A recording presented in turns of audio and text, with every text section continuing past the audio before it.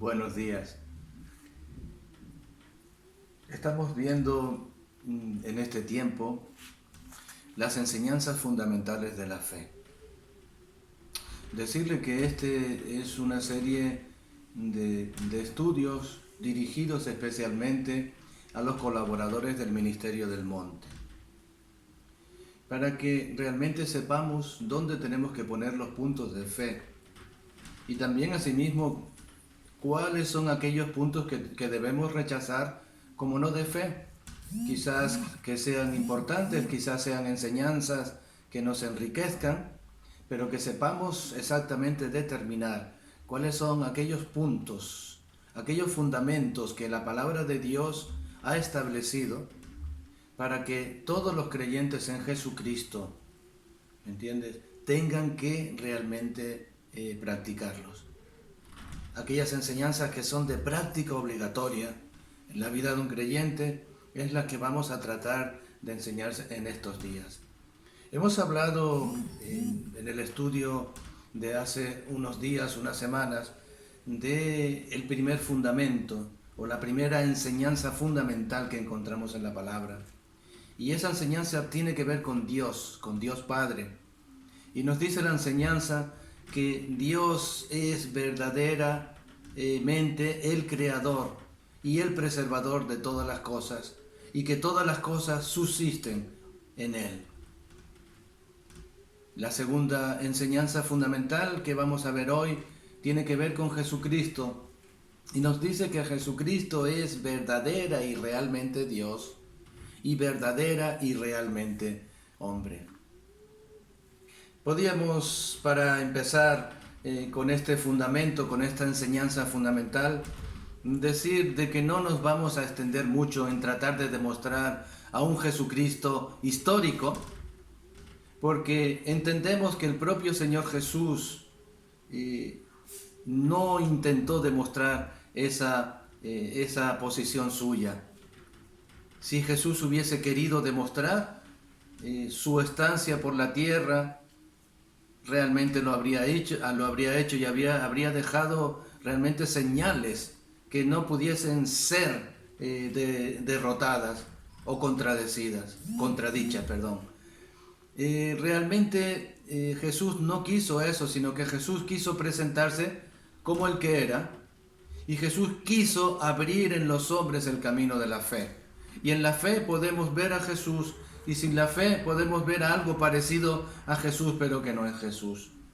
Pero recordar simplemente dos hechos históricos que son los historiadores Flavio Josefo y Tales. El primero, Flavio, empieza a escribir relativamente reciente a la muerte de Cristo.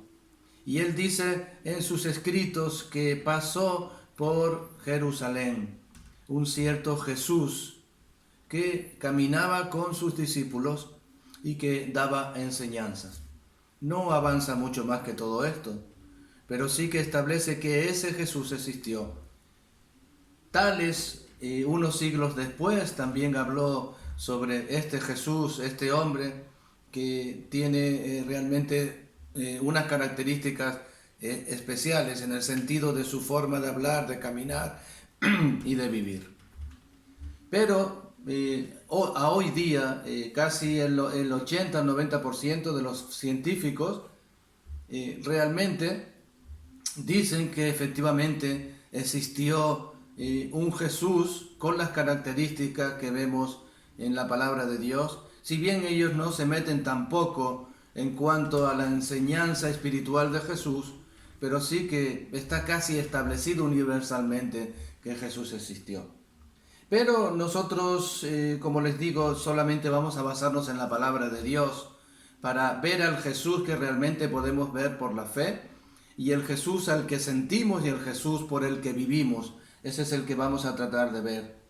Y casi siempre que hablamos de Jesús hombre, salta una pregunta: ¿existió Jesús realmente?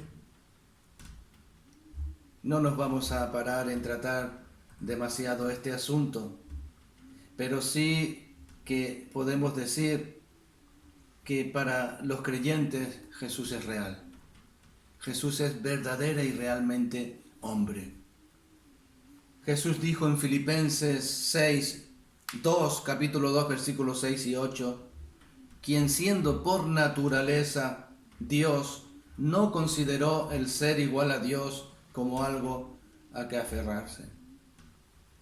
En Juan 5, capítulo 5, versículo 18, dice, por esto los judíos aún más procuraban matarle, porque no solo quebrantaba el día de reposo, sino que también decía ser Dios, haciéndose igual a Dios. En Juan, en el capítulo 12 y versículo 45, dice el Señor Jesús, el que me ve, ve al que me ha enviado. Y en el 14:9, Felipe le dice, Señor, muéstranos al Padre y nos basta.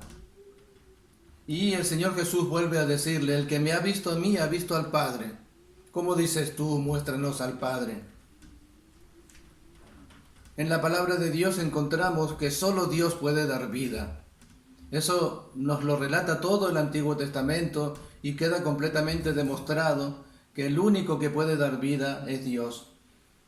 Y en Juan 5:21 nos dice, pues así como el Padre levanta de los muertos y les da vida, así el Hijo también da vida a los que Él quiere. El Señor Jesús es verdaderamente Dios porque tiene el derecho de dar vida. En 2 de Corintios 5:10 nos dice que Jesús puede juzgar también. Y la palabra de Dios en todo el Antiguo Testamento, el derecho de juicio lo tiene completamente Dios. Pues es necesario que todos nosotros comparezcamos ante el tribunal de Cristo para que cada uno reciba según lo que haya hecho mientras estaba en el cuerpo, sea bueno o sea malo.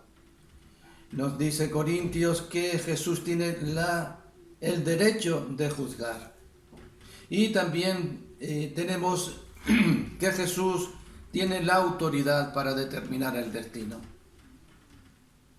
El destino pertenece también a Dios en el relato bíblico. Y dice en Juan 5:24 el Señor, en verdad os digo, que el que oye mi palabra y cree al que me envió, tiene vida eterna y no viene a condenación, sino que ha pasado de muerte a vida. Jesús tiene completamente el derecho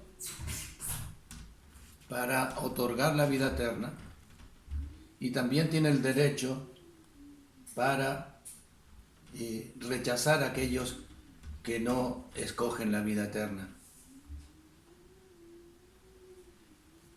Y tenemos también que el Señor Jesús es eterno. El Señor Jesús existió siempre.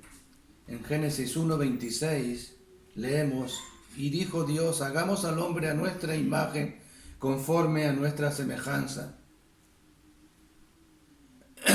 Y encontramos también en el Nuevo Testamento que en el libro de Juan, en el capítulo 1, dice, en el principio era el Verbo, y el Verbo era Dios. Esto era en el principio. Y en Génesis encontramos que Dios, cuando estaba haciendo la creación, en el día sexto, cuando crea al hombre, dice, hagamos. Así es que Jesús existió de siempre, es eterno en los dos sentidos.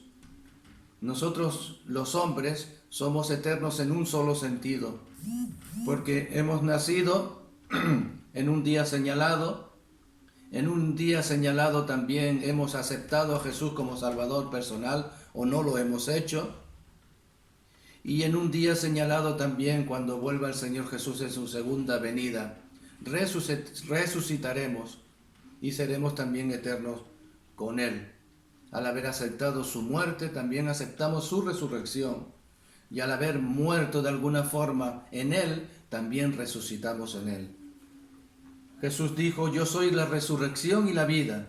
El que cree en mí, aunque muera, vivirá. Así es que el Señor Jesús dejó completamente claro que Él era Dios, y así lo creemos nosotros también. En la segunda parte sobre Jesús, tenemos que decir que el Señor Jesús también era verdaderamente hombre. Y es una faceta más fácil de entender para nosotros quizás. Filipenses capítulo 2 versículos 6 y 8 dice, el cual, siendo en forma de Dios, no estimó el ser igual a Dios como cosa que aferrarse, sino que se despojó a sí mismo, tomando forma de siervo, y hecho semejante a los hombres, y estando en la condición de hombre, se humilló a sí mismo, haciéndose obediente hasta la muerte y muerte de cruz. Como vemos claramente aquí, encontramos las dos facetas de Jesús, el Jesús Dios y el Jesús hombre. Y encontramos que Jesús se despoja a sí mismo de su forma de Dios para venir y en forma de hombre. Nació de una mujer, como todos sabemos. En el libro de Lucas, en el capítulo 2, encontramos, e iban todos para ser empadronados, cada uno a su ciudad. Y José subió de Galilea, de la ciudad de Nazaret, a Judea, a la ciudad de David, que se llama Belén, por cuanto era de la casa y familia de David, para ser empadronados con María su mujer, desposada con él, la cual estaba encinta. Y aconteció que estando ellos allí se cumplieron los días de su alumbramiento, y dio a luz a su hijo primogénito y lo envolvió en pañales, y lo acostó en un pesebre, porque no había lugar para ellos en el mesón. Nos dice la palabra de Dios que Jesucristo nació de una mujer, la bienaventurada María, y que nació como cualquier otro bebé.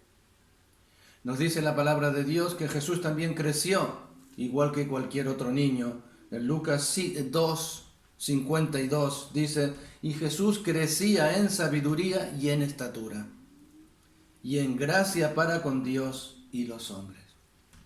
Jesús crecía en estatura, o sea que se desarrollaba exactamente igual que cualquier otra persona, cualquier otro hombre. Nos dice Lucas 22:8 que Jesús comió también.